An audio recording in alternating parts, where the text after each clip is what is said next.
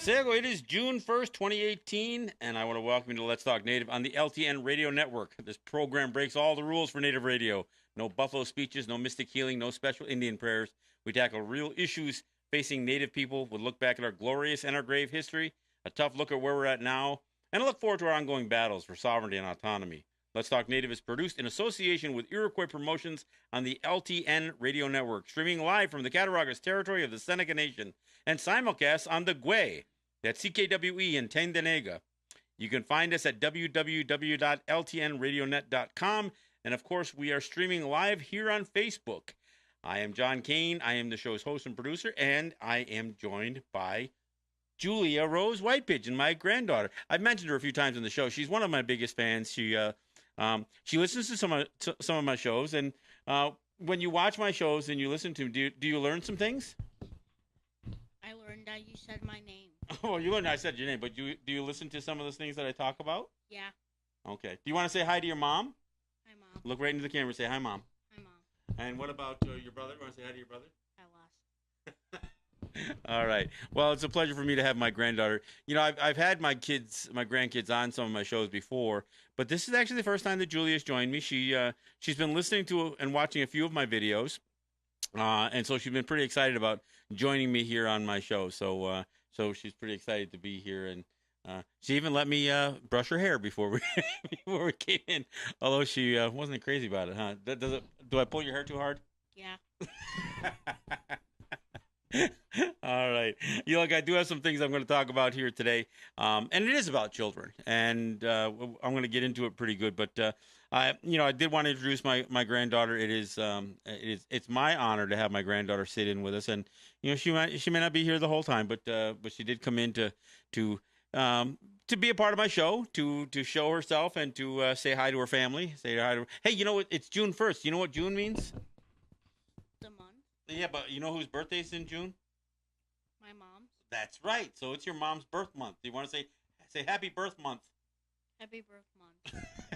Yeah, your mom would love to celebrate her birthday for the whole month anyway. So trust me, I've had to celebrate her birth month for many years. So anyway, look, your mom is posting on Facebook. She says they're all watching. That means you gotta wave to your brother, wave to the camera, wave to your brother and your mother and your sister. What's your sister's name? Saya. And your brother? Lustin. All right. So you got, and I know you want. And what's your cat's name? Shelby. Okay. she felt pretty strongly about talking about Shelby. So look, I don't make any apologies for being a softie when it comes to my grandchildren, and nor should anybody as far as that goes. I feel really strongly about that part of my life. It's a funny thing. I was just listening to a show on one of the NPR stations, and they were talking about aging, about getting old, and when do we grow up? And it's a funny thing because there's people always say the great thing about being a grandparent is that you can always send your grandkids home. That isn't the great thing about being a grandparent. The great thing about being a grandparent is that you've lived enough days, you lived enough years in your life that you're at a different place in terms of your own maturity. So what you and my kids will testify to this, because the patience that I can show to grandchildren compared to the patience when I was younger, that I could show to my own kids, your own kids look at you crazy, like, how is it that you can deal with these grandkids this way?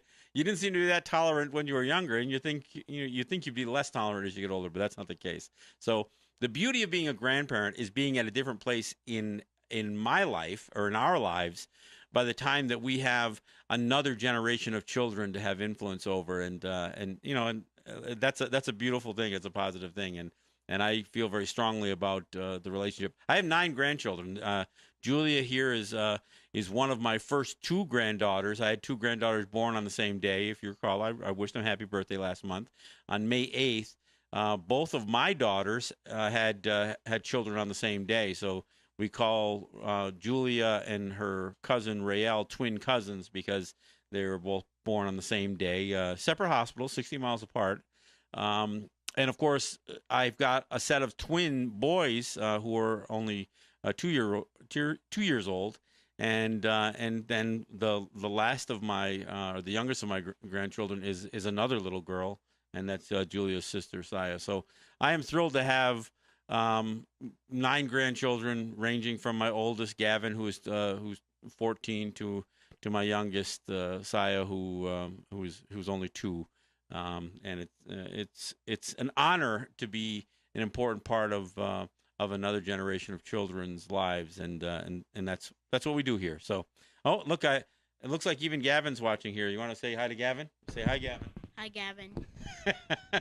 All right, I just see that he popped up on the Facebook live feed. So anyway, I wanted to introduce my listening and viewing audience to my my granddaughter. Again, this is my grandchild who probably watches more of my shows, or at least watches the same shows over and over again, as the case may be. There's 2 shows in particular that she watches the most, one of which is the one where I wish her happy birthday. So she does that quite often. So anyway, I appreciate every listener, whether it's my grandchild or not, and you subscribe to my channel as well, right? Yeah. All right.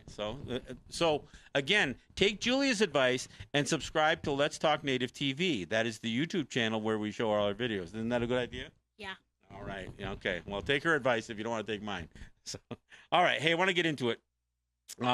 As I mentioned in the promo for the show, there is a lot of noise going on right now about immigration, families of immigrants being separated by the Trump administration. Jeff Sessions, in particular, talking about their zero tolerance for border crossings, and when confronted with this idea of taking children away from their parents, Sessions says, if you don't like that, then don't smuggle your children across our border.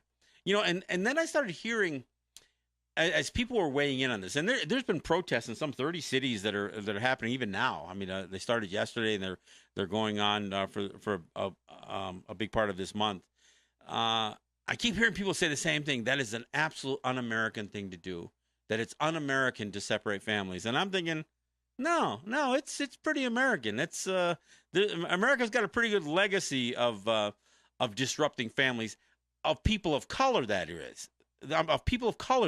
I mean, so I wanted to revisit some of that. I mean, because every time I hear somebody say, "Oh, this is a country of immigrants," and they ignore the fact that there were plenty of people here long before the immigrants came, and that there was a rather substantial population that were dragged here in chains in the bottom of boats, that would constitute ultimately the basis for the entire black population here in the United States, or at least most of it.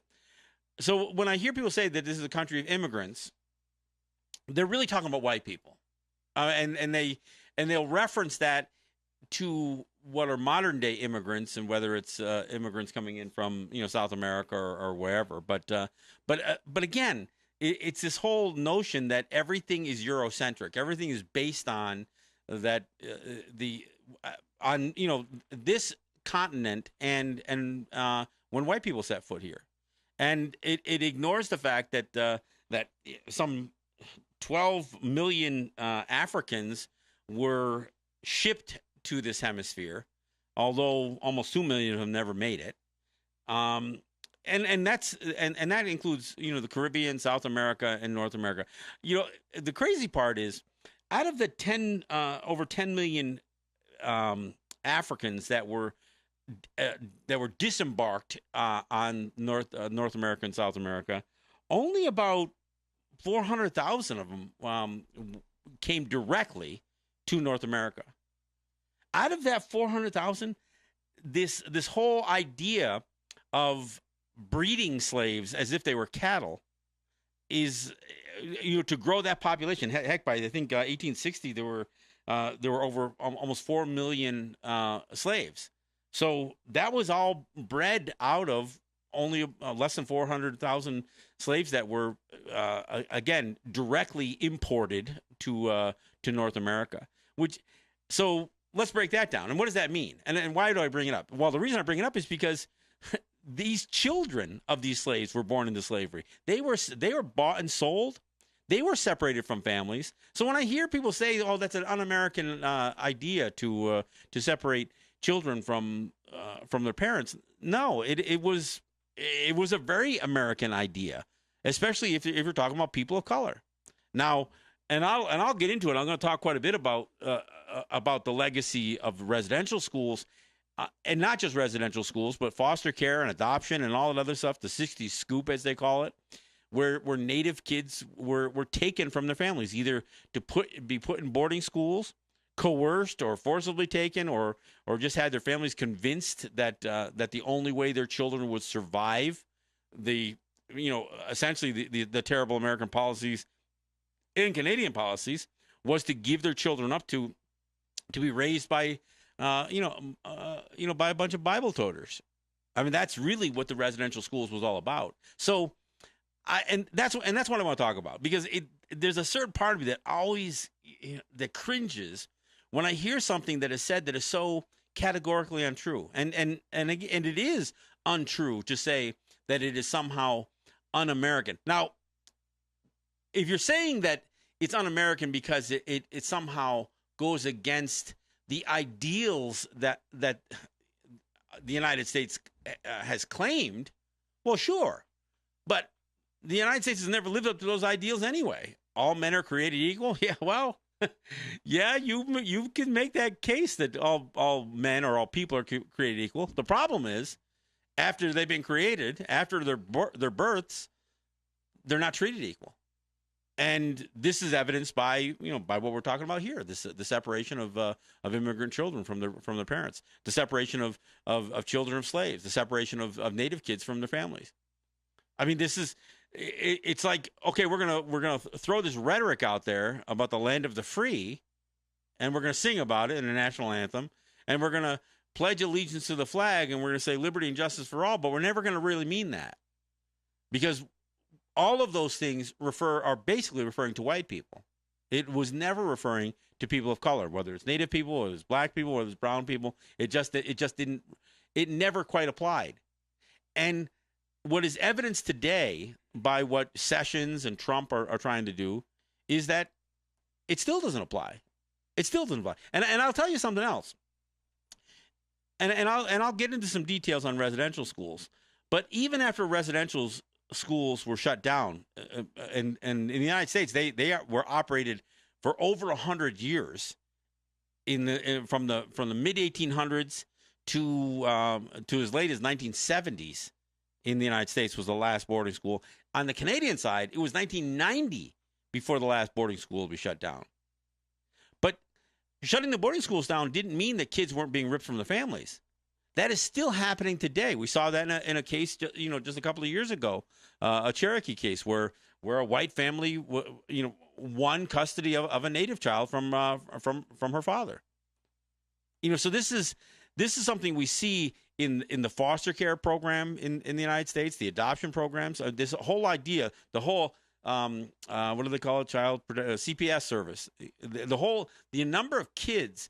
I mean, they even I got to cut myself. They even passed a law called the Indian Child Welfare Act, ICWA they call it, which was supposed to somehow protect Native kids from being ripped away from Native families or their Native communities, because we get into families that are mixed, and of course white people are always going to look better on paper when it comes to filing for custody of children. And the problem is we get into this debate whether an affluent white family is better for the child.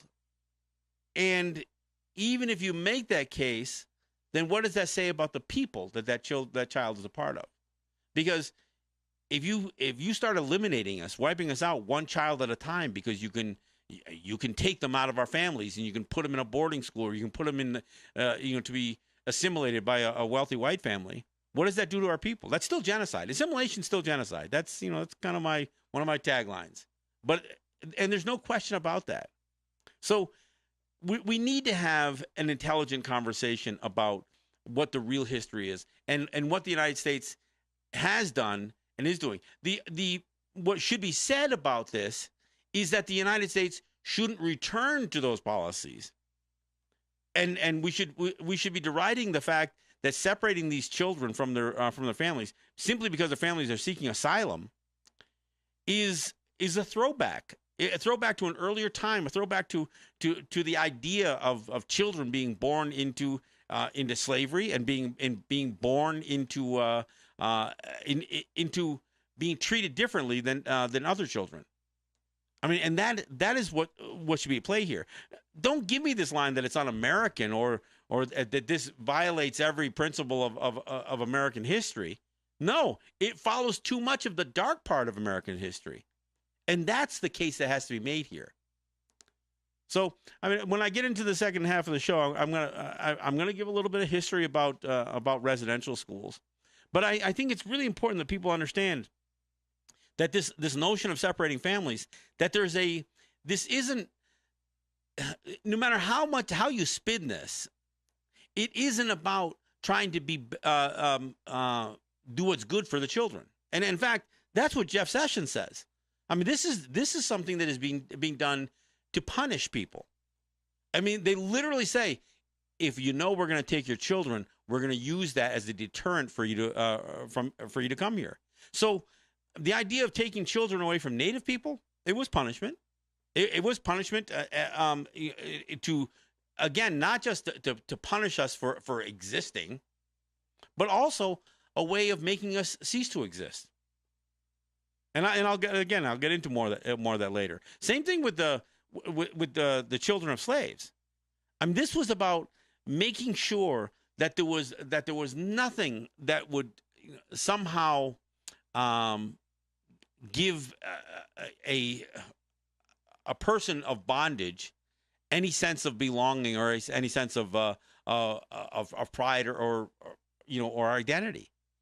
If you knew you were only going to be treated like an animal, and I got to tell you, one of the things that somebody posted recently on one of these pages, and I called BS on it, was that somehow slavery was a contract. Yeah, and the argument, and it comes back to the same. Who's the artist? Oh, Kanye West, or was it Kanye the one who said something about slave people?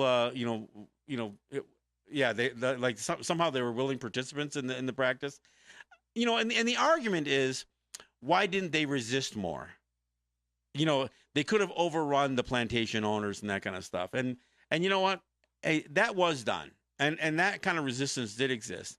But when you consider a country where white and black was such an easy way to distinguish, a free man from a non-free, from a slave, where were you going to go? Even if you overran, what did you think you were going to accomplish? So there was a certain futility that existed, to an enslaved person, whether male or female or whatever.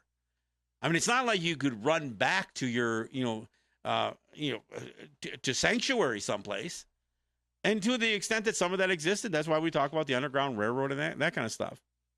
I mean, even children who were stuck in residential schools, yeah, some of them ran off, and some of them actually made it home. Not all of them did. Not all of them made it home alive. I've talked about Cheney Wenjack, which is the story of a Native kid who died trying to run home from a boarding school in Ontario.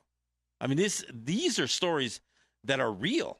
I mean, yeah. Again, thanks, Brett. Yeah, Kanye said slavery was a choice. I mean, nobody signed up to be a slave. I mean, and his argument that somehow that to be a slave, that it was a choice to remain a slave.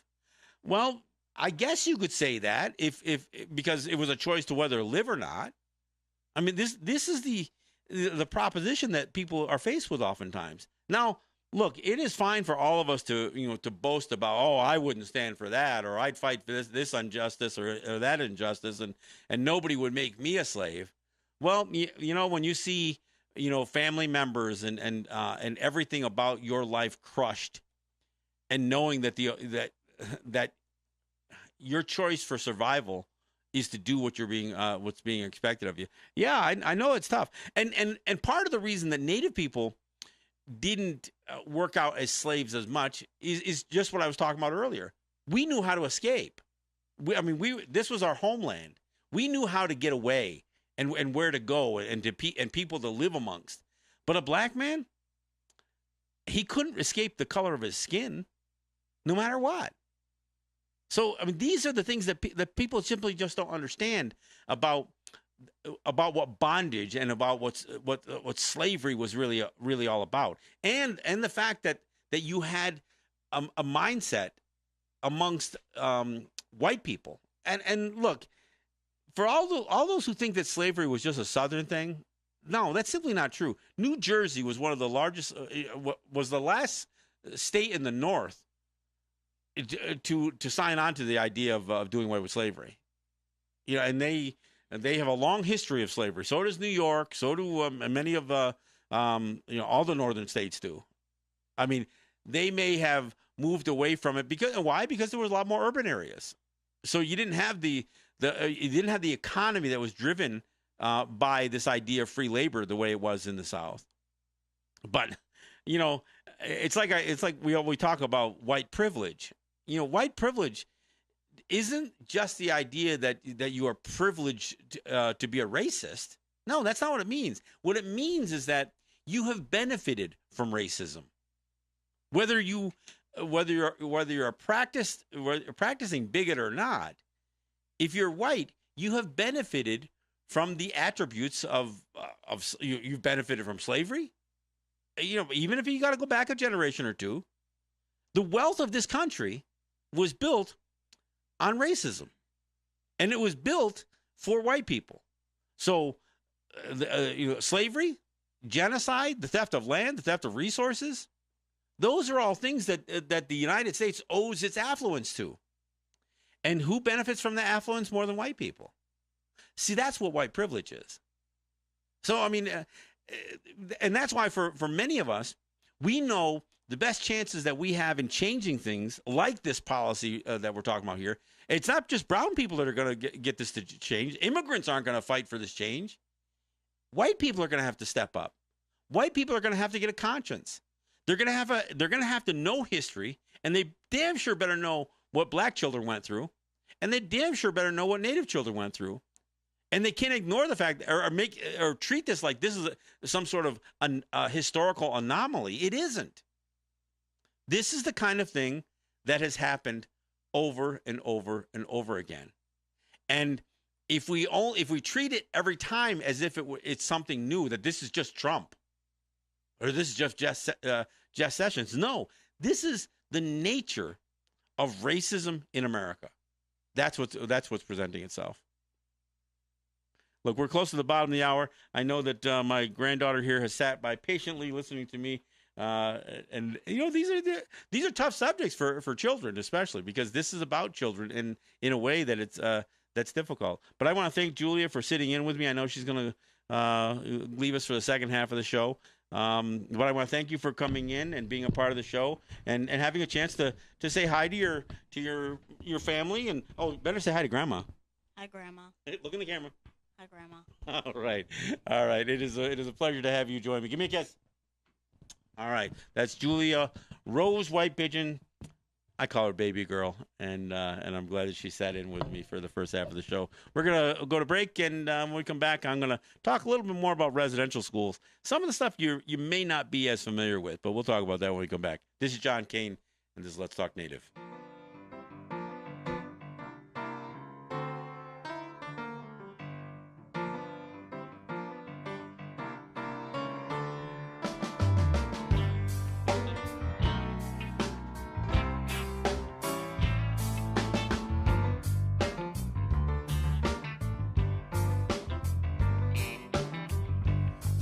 Comes up on another day.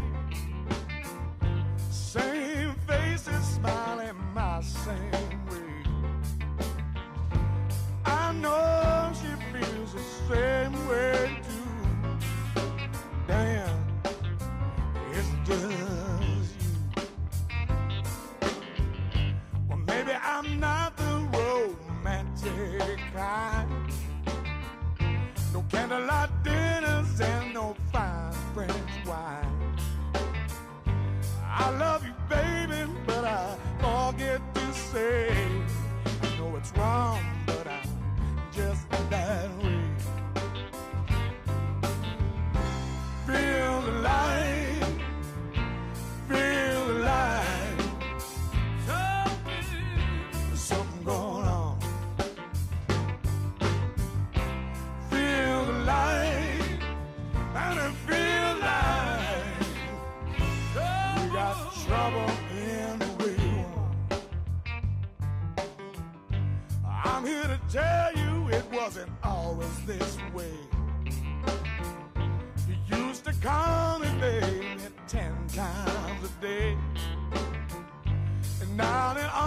call I ever get from you is from the bar half past 2. Feel the light, feel the light. Something going on.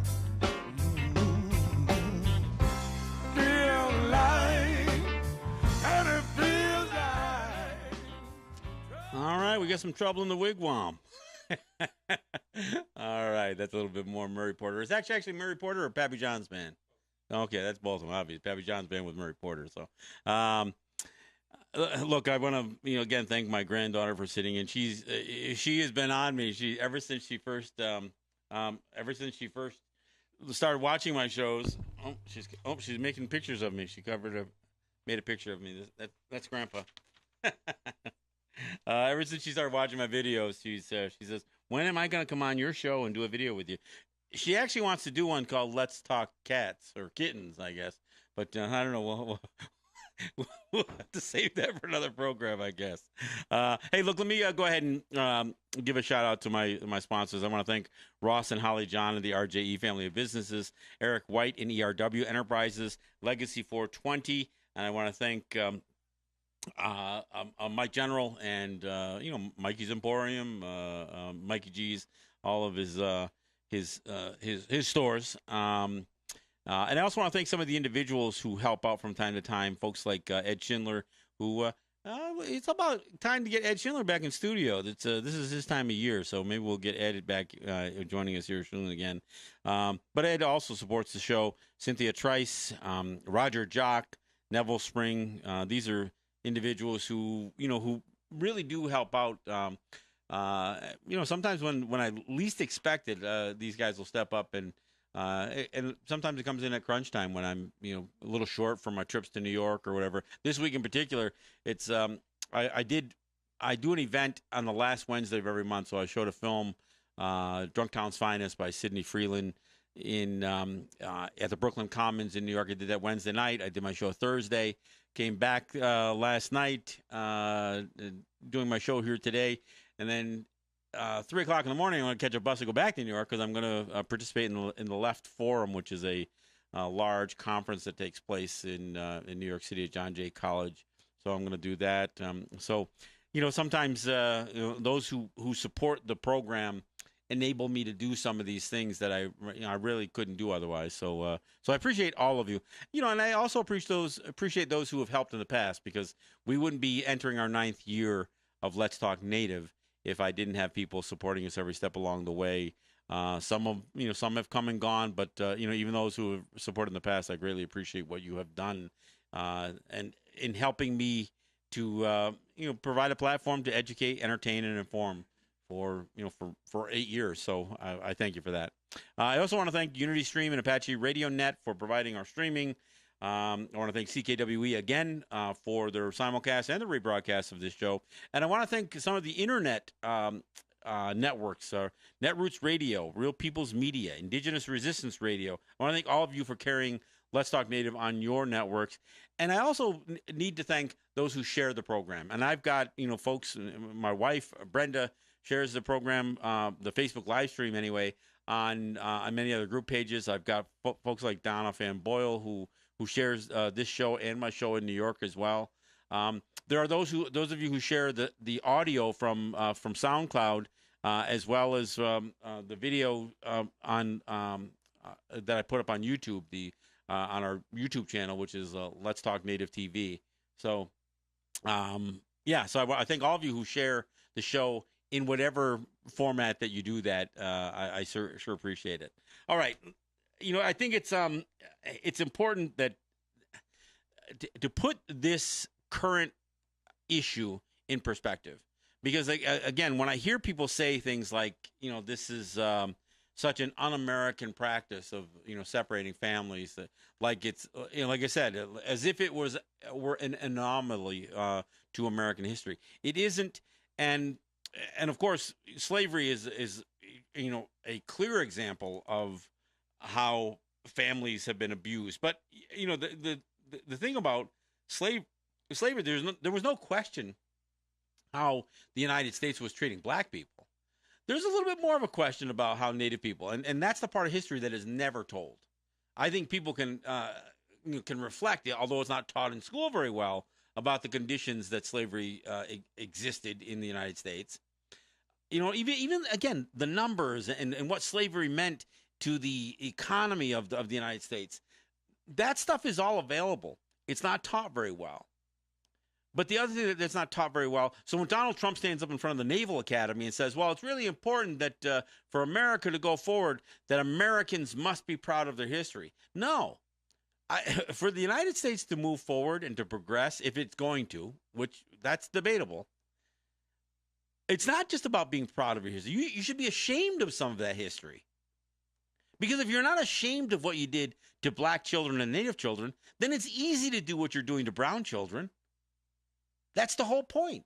That's the whole point. But I want to get into a little bit about what Native kids went through. I mean,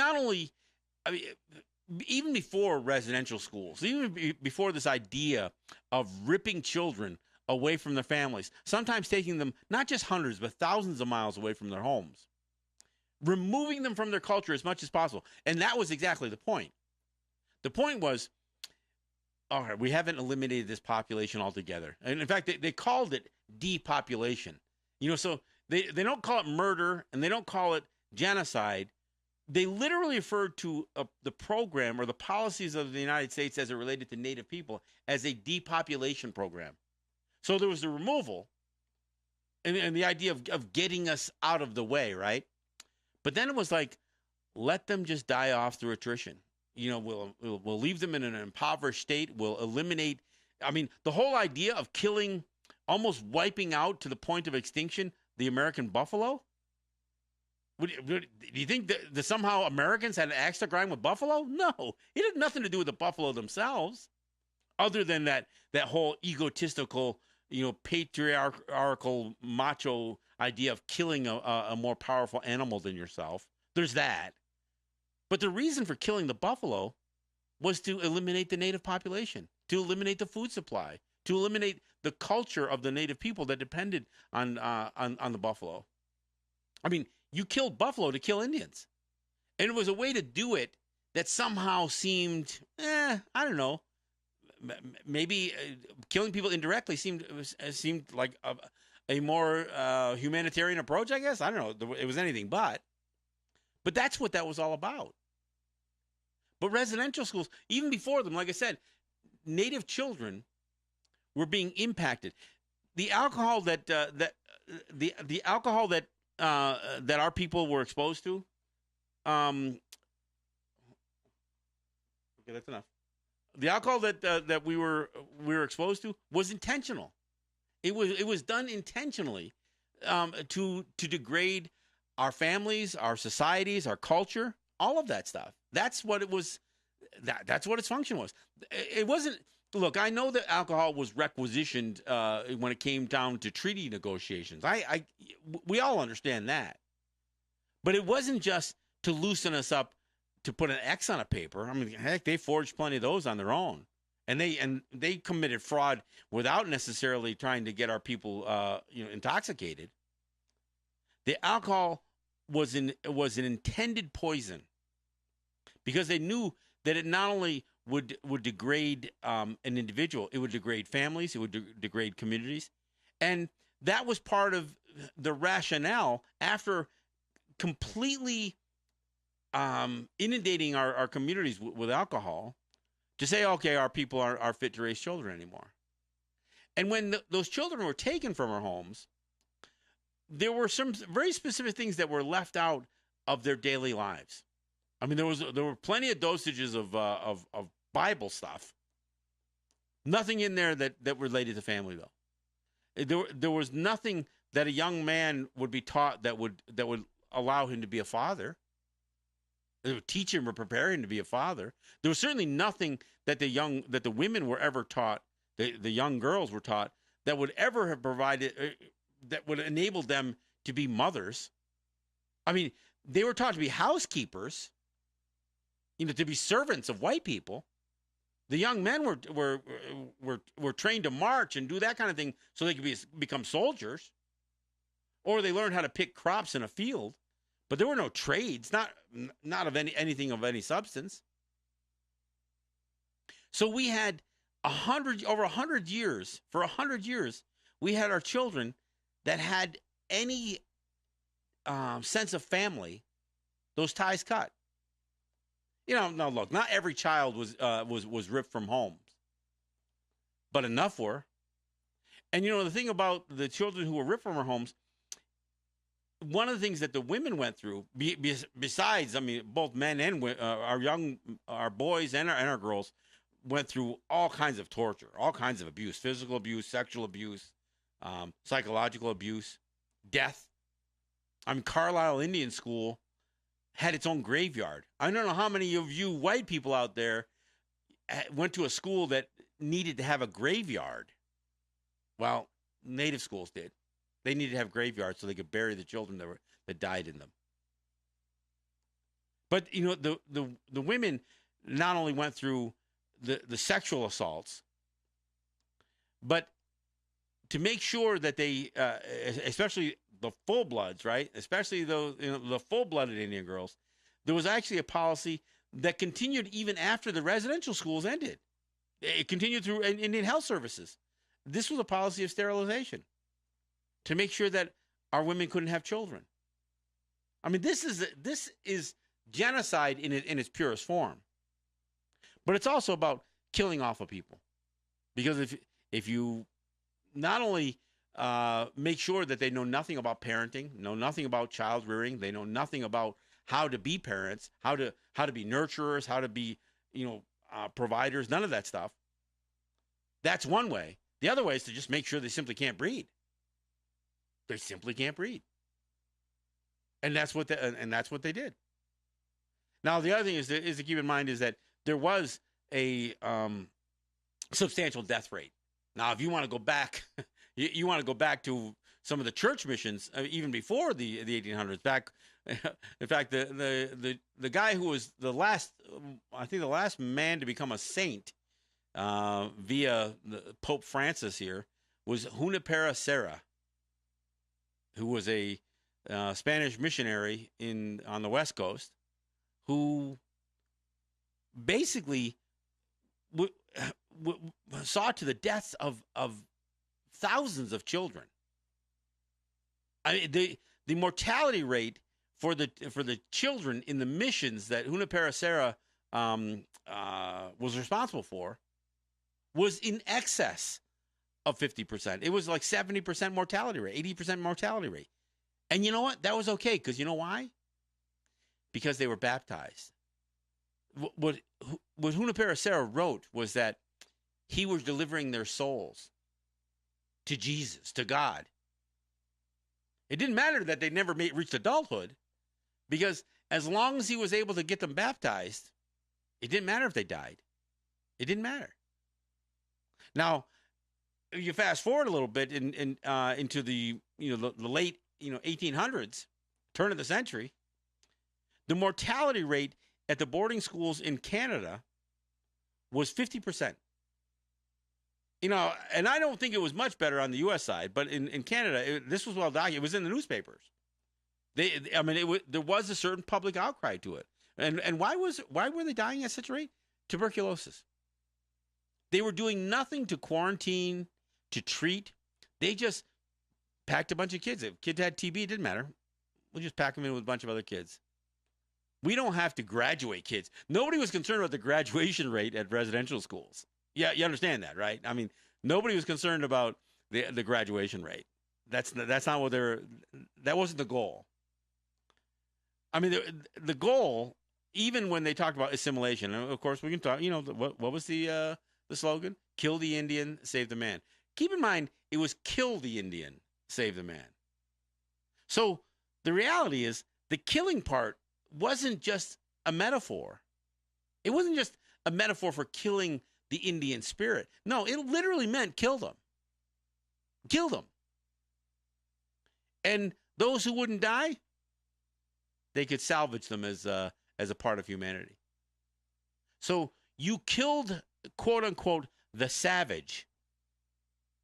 And the ones who could persevere through the torture, through the indignity, through the assimilation, then they would persevere and they would come out the other side, human beings, as they would be characterized. But going in, no, they were ignorant savages. What did it say? What it calls in the Declaration of Independence? Merciless Indian savages. So when I hear, again, when I hear, I mean, even some of these folks from the ACLU and some of these people protesting, by all means, protest this. Look, and I'm not criticizing the protest.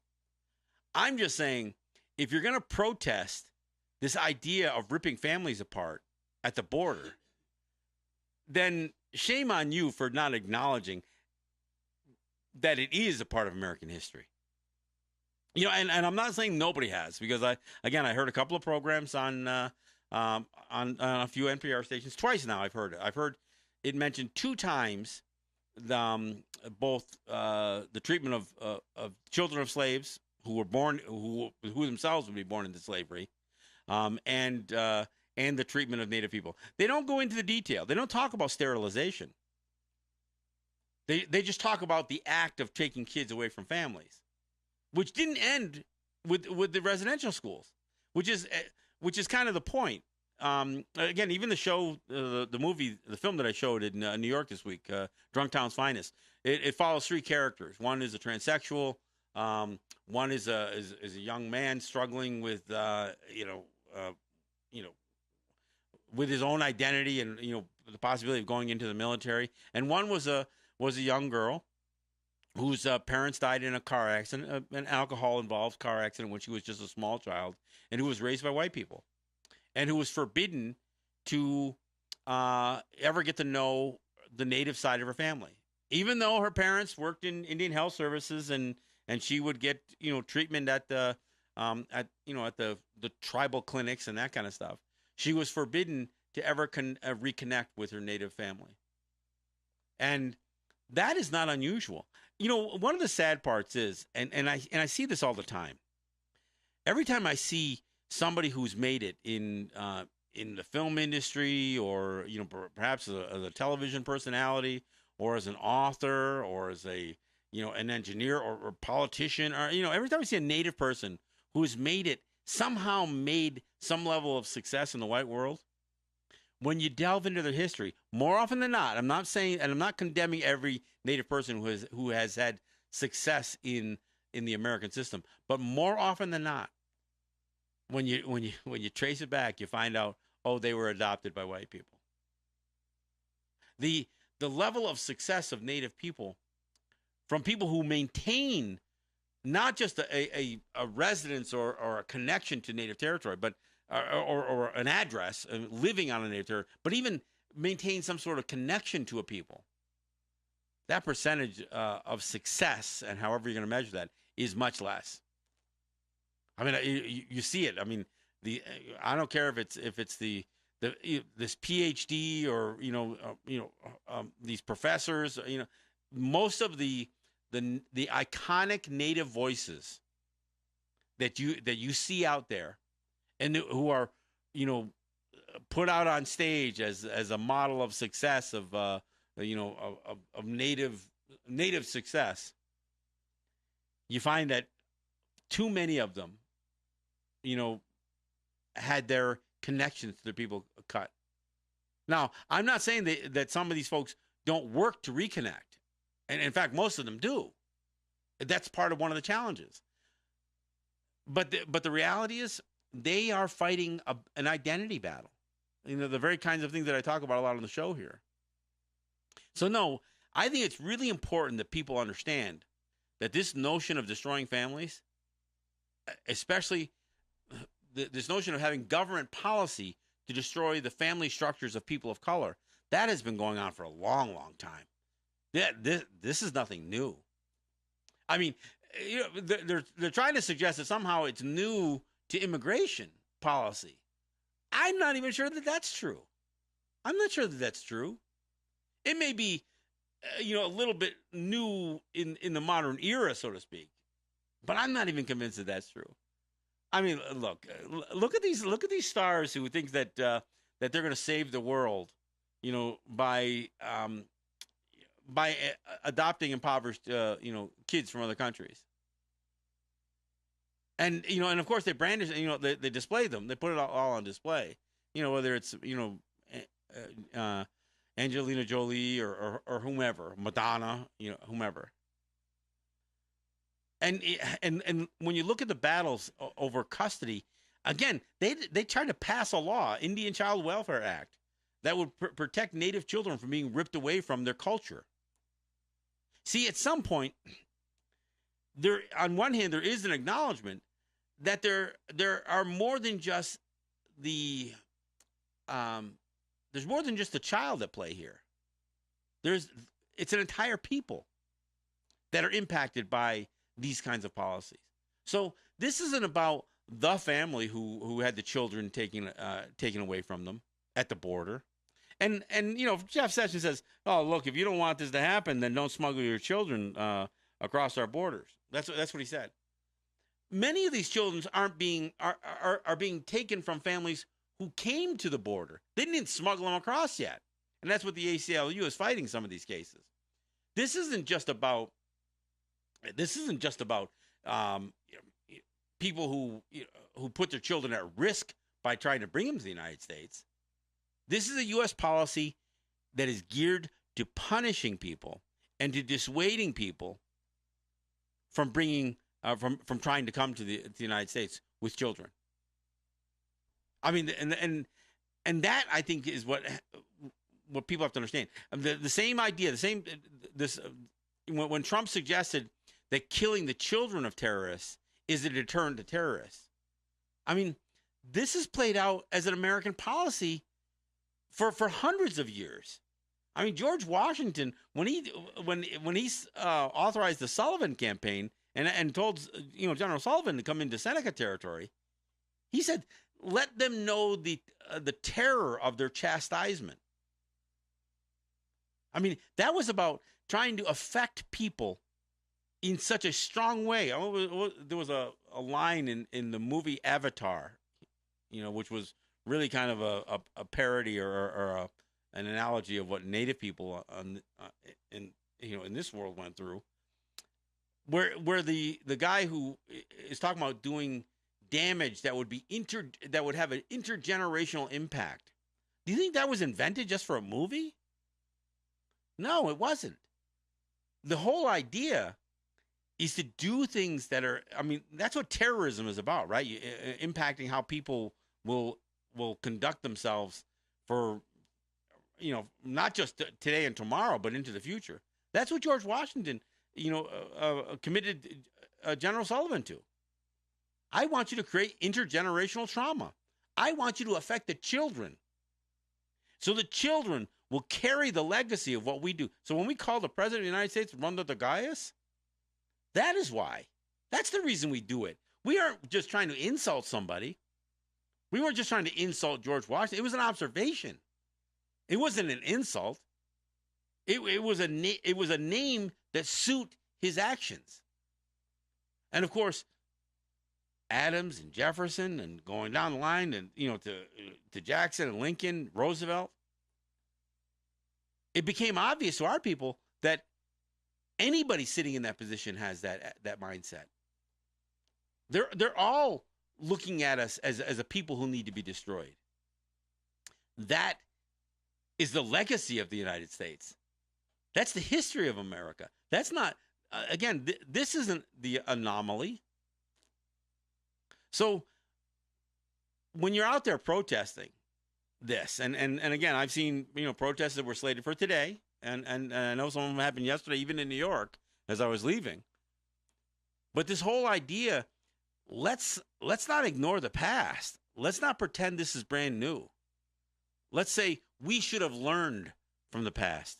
We should have learned that it was wrong to do that to children of slaves, and that it was wrong to do it to children of Native people, or Chinese people, or Japanese people, or Irish people. I mean, you look through the history of not just immigration throughout the years, but the actual policies and laws that were adopted that were so racist and so race-based. You know, of course, when I get into a debate every single day, man, I'm forever into a debate about racism on, online on Twitter and Facebook and that kind of thing. It's amazing to me that white people who clearly display themselves as racists get so offended by being called a racist. I mean, I don't know. It's kind of comical in a way. But I'll hear somebody say, "Oh no, black people are racist." That Louis Farrakhan, Nation of Islam, they're racist. No, Islam is not a race. Islam is a faith. It's a belief. It's a religion. It's a belief system. And to suggest that Louis Farrakhan or the Nation of Islam are racist, you're equating black with Islam, which isn't necessarily the connection. But this whole idea that you could even suggest that a black person who is still today, only about 17% of the population of the United States is black. White people still are the majority. Over 50% of the American population are white. White people control Congress. White people control money. They control banking. They control the movie industry. They control the every print medium, every television medium. They control it all. Fashion, I know. Michael Jordan has a line of clothing. He doesn't control the fashion industry. Okay, let's not pretend he does. Okay, I mean, there's no question that black people are the majority of the pro athletes in the United States. But you know what? They don't own the teams. They don't own the teams. There's no black commissioner of football. There's no black commissioner of baseball. So when racism is about power. It's not just about superiority. It's not just about believing. It's not just about racial bias. To suggest that you don't like somebody because of the color of their skin, that's wrong. It's wrong to dislike somebody because of the color of their skin. But if you don't trust somebody who looks different than you because of a history, if you're a black man and you don't trust white people, you got a pretty good case for that. You got a pretty good case for that. As a Native person, I was always told, never trust a white man. Now, are there white people that I trust? Yes. But you know what? They earned my trust. And are there white people that I respect? Yes, they earned my respect. Now, I don't hate white people, but I don't automatically assume that when I walk into a crowd of white people that I'm going to be embraced. And it's not because I haven't been embraced. I mean, I do speak publicly. I host events, and I know I have a lot of non-native people and white people. A lot of white people listen to the programs. I also know I have a lot of white people who don't like what I have to say, especially here out here in quote unquote Western New York. I mean, some of my biggest battles on Facebook are some of the most racist white people you'll ever meet anywhere. And all they attempt to do on a daily basis is to cite how, well, other people are racist too. Like somehow that's their justification. No, only white people can benefit from racism. Because while a black man may not like you because of the color of your skin, he doesn't have power over you. And that's the difference. I mean, that's why racism is considered a systemic characteristic. It isn't just a system of disliking somebody for the color of their skin. I think that's what people don't quite understand. So I mean, these are the things that I talk about on a regular basis here. But I think what's got to be clearly understood, especially as it relates to what's happening here with the issue that I'm bringing up today, with this idea of children being separated from their families. There's a reason that it happens, and it has to do with white privilege. It has to do with the fact that white people can control and can enforce policies like this. That's the reason why. That's why this can exist this way. I think it's important that people understand that. But again, by all means, protest this, but do not treat it as an anomaly to American history. It is not. It is something that has been repeated time and time again. And as a Native person sitting here, I will personally attest to the fact that Native kids have been ripped away from their families at an alarming rate historically. That's the way it's always been. That's the way it's always been.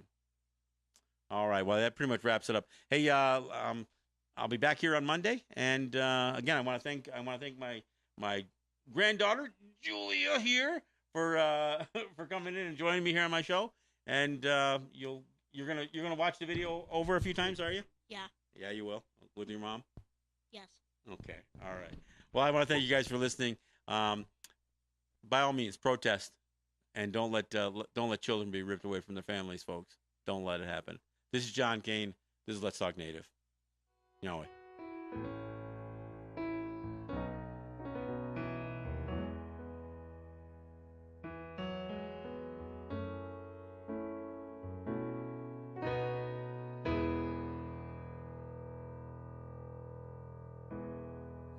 Now you say you're sorry. It's not what you say, it's what you do.